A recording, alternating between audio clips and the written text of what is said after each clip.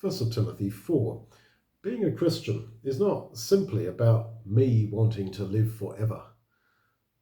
And so I become a Christian, I try to obey God, and I hope that I get the promised place in God's kingdom at the end. Yes, that's not the full picture.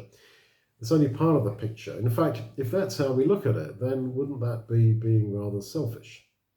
We aren't to be focused solely on our personal salvation, because if we're like that, it's likely that we will fall away.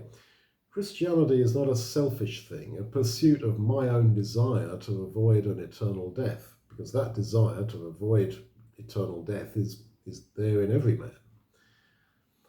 No, we are called to be like Jesus. If he had thought only of his own salvation, then he would not have died for us. But he lived and died for us, for our salvation, and he did so because he realized that this would all be for the glory of God. We're invited to have his heart, the mind of Christ, the spirit of Jesus. We're asked to see a far bigger picture than just my personal salvation. We all tend to have a very low self-worth, and although we can be selfish, we also actually lack the motivation to really keep focused on a desire for personal salvation, because we just don't think we're worth it or worthy enough. But if our focus is wider than ourselves, then we will keep going. In our low moments, which we all pass through, we will keep going for the sake of others. And so this is why Paul advised Timothy here in 1 Timothy 4, keep a close watch on yourself and on the teaching. Persist in this, for by so doing, you will save both yourself and your hearers.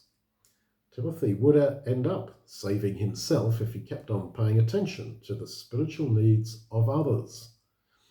Our efforts to save others result in that sense in our salvation.